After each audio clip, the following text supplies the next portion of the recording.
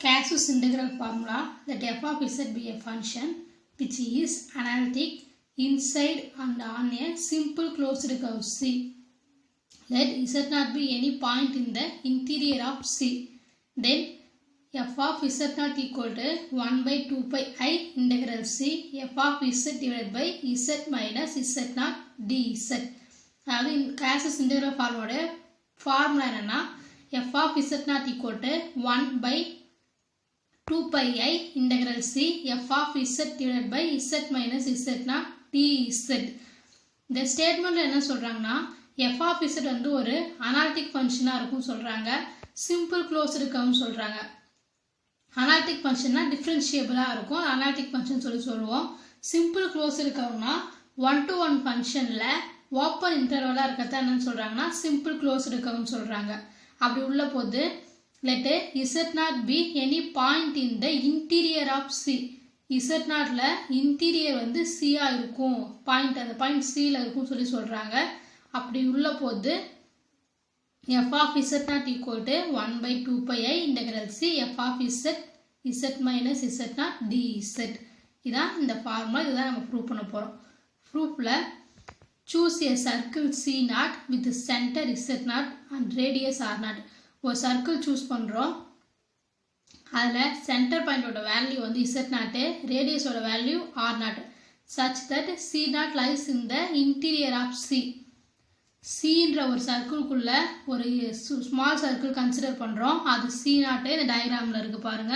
அதுல z naughtன்றது centre பாயிண்டோட value, r naughtன்றது அந்த ரேடியஸோட value. Now z naught is the only point inside C at which is a function.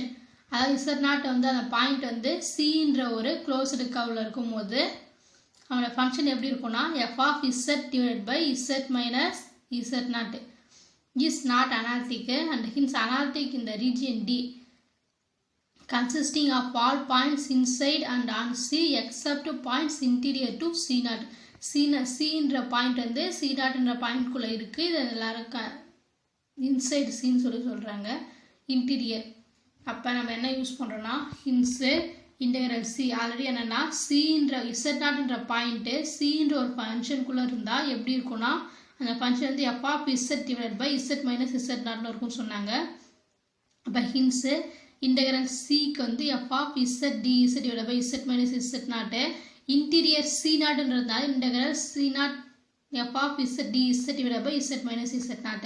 அப்ப integral C f of z dz divided by z minus z naught அப்படியே இருக்கும்.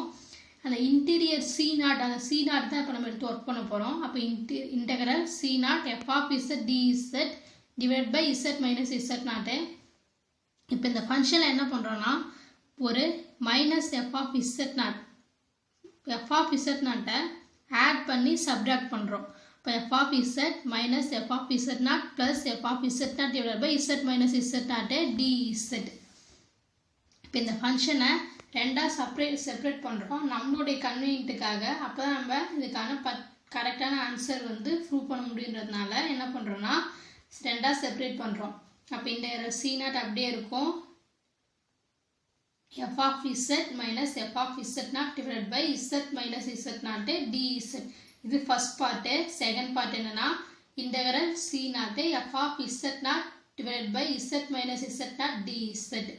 இப்போ இந்த டேர்ம்ல f of z naught வெளில எடுத்து எழுதுறோம். அப்ப integral C naught f of z minus f of z naught divided by z minus z naught dz plus f of z naught வெளில எடுத்தாச்சு, integral dz divided by z minus z naught. Already integral C naught dz divided by z minus z naught value 2 pi I ன்னு தெரியும், அந்த value இப்ப substitute பண்றோம். அப்ப integral C naught f of z minus f of z naught divided by z minus z naught dz plus f of z naught 2 pi I. இந்த value வந்து equation 1 ன்னு சொல்றோம். இப்போ என்னன்னா ரெண்டு வேல்யூ செப்பரேட்டா ரெண்டு வேல்யூ ஃபைண்ட் பண்ணியாச்சு. இதுல இந்த integral C naught f of z minus f of z naught divided by z minus z naught இருக்குல dz, இதுக்கான வேல்யூ ஃபைண்ட் பண்ணனும். அப்ப we now claim that அப்ப இன்டெகிரல் அந்த வேல்யூ எடுக்கிறோம். Integral C naught f of z minus f of z naught divided by z minus z naught dz equal to 0. since f of z வந்து analytic inside and c வந்து continuous at z0 சொல்லியாச்சு. இப்போ என்னன்னா analytic and continuous சொல்லியாச்சு. அப்போ z minus z0 தனியாக எடுக்கிறோம். f of z minus f of z0 தனியாக எடுக்கிறோம். அப்போ given epsilon greater than 0 there exists del greater than 0. Already நம்ம ஸ்டேட்மெண்ட் படி z minus z0 வந்து less than del இருக்கும், which implies that z minus z0 வந்து less than del இருந்தால் f of z minus f of z0 வந்து less than epsilon இருக்கும். Already என்னன்னா r0ன்றது வந்து ரேடியஸ்னு சொல்லியாச்சு. அப்போ z minus z0 less than r0, அதாவது ஒரு சர்க்கிளோடைய ரேடியஸ் எப்படி ஃபைண்ட் பண்ணுவோம்னா z modulus of z minus z0 equal to ஒரு வேல்யூ. சர்க்கிள் போது x square plus y square equal to ஒரு வேல்யூ இருக்கும். இங்கேயும் அதே சேம் தான். இங்கே என்னன்னா z minus z0 இருக்கு, z minus z0 equal to ஒரு வேல்யூ இருக்கிறது, அதான் ரேடியஸ் சொல்லுவோம். இங்கே என்ன இருக்குன்னா r0 இருக்கு. அப்போ z minus z0 less than r0 அது radius, which implies that f of z minus f of z0 வந்து less than epsilon.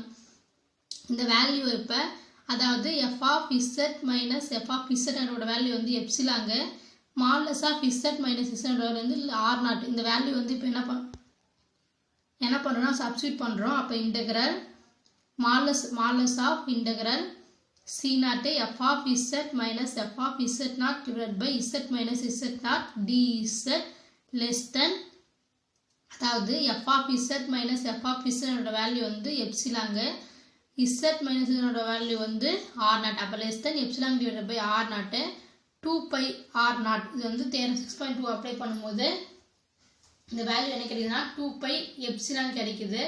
அப்போ modulus of integral c0 f of z minus f of z0 divided by z minus z0 dz less than our value 2 pi epsilon. அப்போ 2 pi epsilon சொல்லிட்டு இந்த value find பண்ணியாச்சு. இப்போ இதில் என்னன்னா epsilon ஒரு arbitrary கான்ஸ்டன்ட்ன்றதுனால அந்த வேல்யூ என்ன ஆகுதுன்னா மாடுலஸ்லேருந்து ரிமூவ் பண்ணும்போது 0 ஆகுது. அப்போ integral c0 f of z minus f of z0 divided by z minus z0 dz equal to 0. அதாவது இந்த டேர்மோட வேல்யூ ஃபுல்லாக என்னன்னா 0ன்னு ஃபைண்ட் பண்ணியாச்சு. அப்போ 0ன்னு ஃபைண்ட் பண்ண வேல்யூவை ஈக்குவேஷன் 1 என்னன்னா integral c f of z dz divided by z minus z0 equal to integral c0 f of z minus f of z0 divided by z minus z0 dz plus 2 pi I f of z0. இதில் இந்த value வந்து apply பண்ணுறோம். Apply பண்ணால் என்னன்னா அந்த term 0ன்றதுனால integral c f of z dz divided by z minus z0 equal to 0 plus 2 pi I f of z0 கிடைக்கும். அப்போ simplify பண்ணால் என்னன்னா integral c f of z divided by z minus z0 dz equal to 2 pi I f of z0. நம்மளுடைய கன்வீனியன்ட்டுக்காக நம்மளுடைய தேரத்தோடைய concept படி calculus integral formula நம்மளுக்கு எப்படி இருக்கணும்னா f of z0 equal to 1 by 2 pi I integral c f of z divided by z minus z0 dz இருக்கணும்.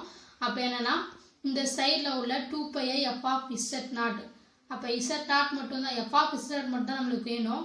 இந்த side multiple உள்ளது அந்த சைடு வந்து டிவைட் ஆகும். அப்போ f of z0 equal to 1 by 2 pi IA integral c f of z divided by z minus z0 dz.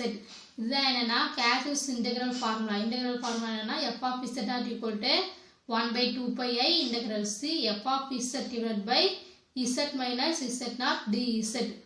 இப்போ இந்த theorem prove ஆகுது, இந்த ஃபார்முலாவும் ப்ரூவ் ஆகுது.